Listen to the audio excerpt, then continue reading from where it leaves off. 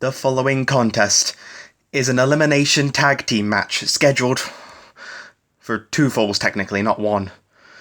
Because whoever defeats both members on each team first will win. Introducing the teams. Bruce and Chuck, the Sea Dragon Warriors. And their opponents, created by the mind of Goji Headquarters, Sati and KO, or Ko, one of the two.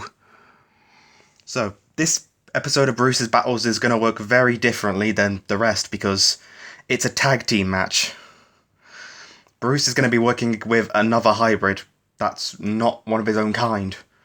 So let's take a look at each of the four hybrids and see what they bring to the table. Before we get into the main combatants though, I wanted to highlight another hybrid that got sent my way. This is Sati 2.0, or as I'm going to refer to it as Code X. Yes, I'm covering the 2.0 before I'm covering the 1.0. It was made by a different person. And the genome for it is, well, there aren't any major problems. Well, there are major problems, but they're not present on the sheet because they actually forgot two of the contributors. That being cuttlefish and glassfish.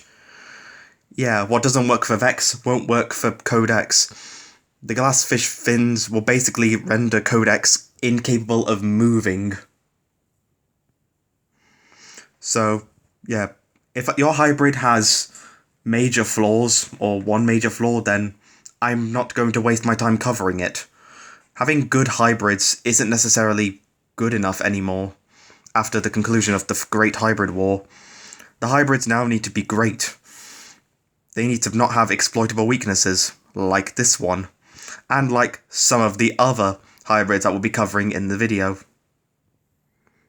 Starting with the poster child of Bruce's battles, Bruce himself. He brings to the fight an incredibly congruent genome, probably the most congruent out of all the hybrids in this battle. In addition to that, he also has a bite force more powerful than any modern shark, more than capable of tearing off large chunks of flesh, as well as a powerful muscular body that can move incredibly fast in the water, and the unique bioluminescent patches, which can aid in both distractions and communicating between different members of his pack. Except Bruce isn't with his pack in this case. He's with a different hybrid. This is Crocodontia, also commonly known as Charlie Chomps, but we just call him Chuck because it's short for Charlie. Don't ask me how that works, it's like calling William Will. So this was a hybrid made as an ally to Bruce and the Sharkopaths, which was honestly something I never thought would ever happen, but I guess if you can't beat them, you might as well join them. And Crocodontia has some very good contributors in his genome. Hoffman Mosasaur provides the base. Tiger Shark provides all the benefits that Bruce had, which being a very good immune system, electroreception, as well as a keen sense of smell. But not for that behaviour stuff, because tiger sharks are cannibals. The behaviour will come from a different animal later down the line. Arapaima, as you might expect, provides armour. Cuttlefish provides camouflage. The American alligator provides retractable eyeballs, as well as presumably other benefits that crocodilians have, like energy efficiency, thermal regulation, as well as a special four-chambered heart, which could allow Chuck to stay underwater longer. And finally, probably the most unorthodox contributor, the false killer whale, for intelligence, and to allow it to get along with Bruce and the Sharkopaths. Since the Sharkopaths may be sharks, but their brain composition at least, and their sort of social pack hunting is inspired by dolphins, and false killer whales do get along with dolphins, so it actually works pretty well. Chuck might be very slow but he is very big, 12 meters long and 10 tons in weight. He may be far from the most agile, but His armor, camouflaging abilities, and ambush hunting can more than make up for his lack in speed. Moving on to their opponents, starting with Sati, a pride and joy of Goji headquarters, and honestly one of my favourite drawings that I've made for the Hybrid War. I don't know what, but something about it just makes it look really cool. I think it's the face. Like, the face just looks very well detailed. It gives the fish, or mosasaur in this case, so much more personality and character. Here are his stats and contributors. I'm not gonna read them all out to you because that'll be a lot of random animal photos I'll have to download. But basically, mosasaur is the base, as well as things like sperm whale, orca, bottlenose dolphin, American crocodile, Indo-Pacific sailfish, Dumbo octopus, swallowtail sea perch, and dragonfish. Now, I did notice that the genome for Sati has changed a bit since her debut to challenge Vex. And honestly, I feel like this is an improvement upon it, but it's far from perfect. See, dragonfish used to be added for teeth, but they realised the errors of their ways and changed it to instead incorporate this weird red light around the eye, which I thought was a battle scar, but nope. Also, the Dumbo octopus to allow it to go deeper. I'm not entirely sure if that would protect it or even work at all, especially with there also being crocodile armor present, but I guess it might. Although one of the big removals was the glass catfish, which has been swapped out for the swallow-tailed sea perch. Because, as we just saw from the 2.0 version of Sati, glass fins don't work. Except the sea perch's fins are only semi-translucent, so Sati might be able to get away with it. Overall, Sati's not a terrible hybrid, but I think it's mainly down to the stats that she has, which kind of make her a bit below Bruce, because she lacks certain traits that could really enhance her speed, which we'll get into in the next contributor. Using the sailfish for speed was a smart idea, but there is a lot that the sailfish does to enhance its speed. Bruce is able to take those things and put it to good use. Sati doesn't. And that crocodile armor on her back is also going to cause unnecessary drag. So, yeah, Sati, overall, not terrible. I've seen worse water hybrids. Like her tag team partner, Ko, or KO, whichever one. This is the face of a guy who knows he's made a mistake. A lot of the problems that KO has, Sati used to have. Goji headquarters didn't really fix the problems with Sati. He just put the problems on a completely different hybrid, which I know this hybrid was made by a different person, but it still implies that this person doesn't know how to make a hybrid. Because KO is, I'll just say it, he gets hanked. Starting with the different contributors he has. Dinosuchus for the base, which isn't terrible, but then immediately gets ruined by the dragonfish once again, for its teeth, which are very thin and brittle and would shatter in a Dinosuchus jaw. Because Sati originally had this double jaw mechanic from Mosasaur, originally sperm whale teeth at the back and the dragonfish teeth at the front, but that was eventually removed and sperm whale only contributes to Sati for her deep diving abilities. But in this case, the dragonfish teeth will shatter in the Dinosuchus jaw, since crocodilians like Dinosuchus had very powerful bite forces, up there with things like T-Rex and Megalodon, and also up there with Bruce, but Bruce has the teeth he needs to actually bite, except in this case, the teeth would just shatter. Also, where does the Spinosaurus sail come from? Like, that's just a Spinosaurus sail, not even an accurate Spinosaurus sail. Granted, there are other things that are present, the Archelon used for the flippers, and supposedly for armor, but Alligator Gull was also used for armor, so kind of different, but the feature just isn't present. Neither is the tail, because what contributes to the tail in this? I'm certainly not seeing what contributes to it. So, Yeah, it doesn't exactly work, because with the sailfish also being added for speed once again, but it doesn't work in this hybrid because it lacks the sailfish sail, it lacks the specialised fins and tail that it allows it to get fast, it's probably not warm-blooded, thanks to the Deinosuchus as the base being cold-blooded, and also lacks a general lot of aerodynamic features that allow it to get through the water so much quicker. So yeah, this hybrid is a lot slower than what they made out to be. This hybrid also has a lot of unique abilities, but that's not a good thing. See, Ghost Knifefish was used for electricity. First of all, Ghost Knifefish don't really use electricity for defense. They mainly use it for hunting prey. And even in this case, this creature does not have exactly a very simple nervous system to prevent itself from shocking itself to death.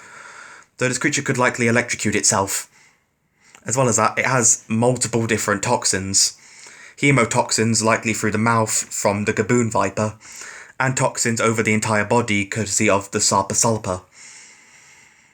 First of all, mixing multiple toxins together means this creature's metabolic demands are going to go into overdrive and would lead to its self-destruction.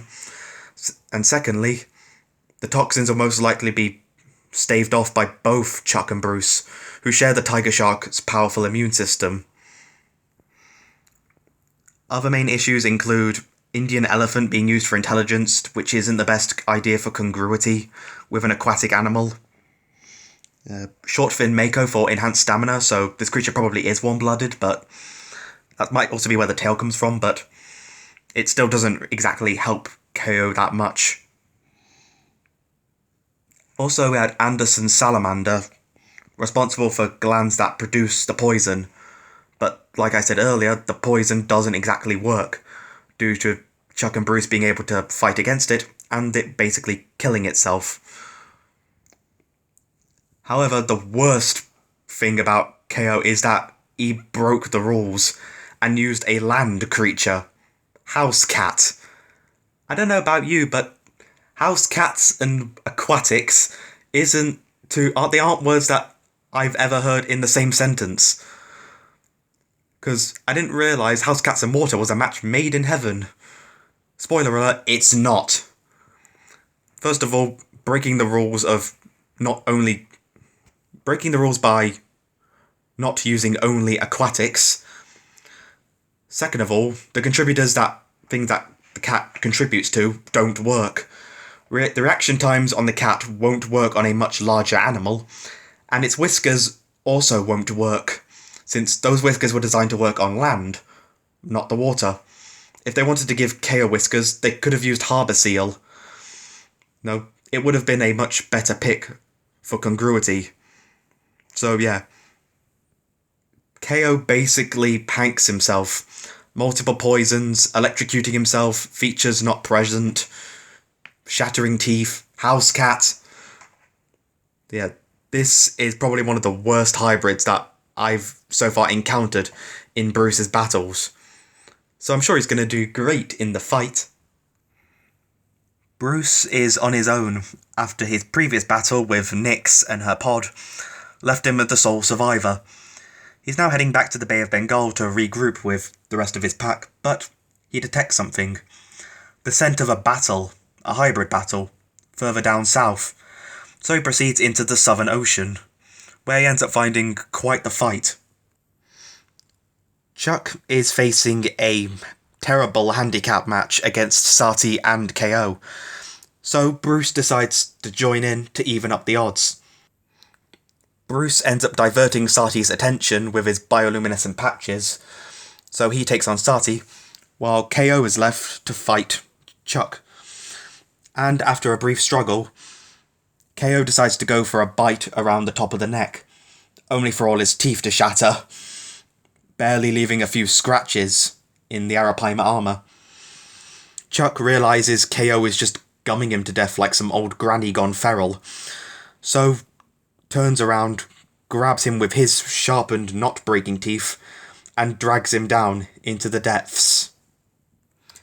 Meanwhile, Sati is fighting against Bruce, but Bruce being faster, he's able to outpace Sati, as well as targeting weak spots. Because Sati might be a bit heavier, but she's also shorter and less fast. Bruce is much more adept to speed and attacking, so it actually ends up being a fairly easy fight for Bruce. All he really has to do is just zip around and take bites out of her, until eventually Sati joins KO in Davy Jones' locker. Now, a big reason this video was even made was to try and get an entry into the global hybrid war by Goji headquarters. Bruce and Chuck versus Sati and Ko. But they already seem to have a winner for the water part of the global hybrid war. We'll be seeing Rocket very soon, don't you worry about that. But, in this case, I decided to simulate the battle for them. And in this case, it's not even close. Bruce and Chuck, if they were in this, they would be the ones holding up the trophy, or in this case, the tag team championships. Because with KO being so dysfunctional, it's more of a 2v1. And with Chuck being able to camouflage, while Sati's distracted by Bruce, he could easily ambush Sati. So that's how I feel like the battle would play out. And now for something completely different, showing the interaction with Bruce and Chuck after the battle.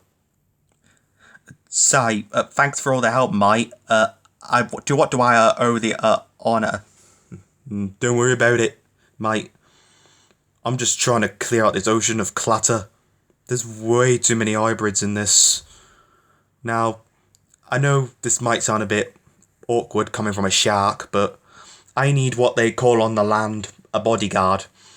Now, what's an honest day's work from a guy like you worth these days?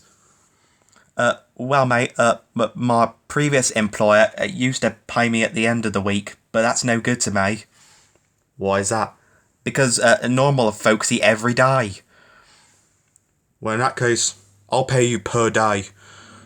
That way you'll be making more, although that does include the bodyguarding me from other hybrids that we'll take out together until I reach the rest of my mates in the Bay of Bengal. That also includes guarding of the trunk, retrospectively.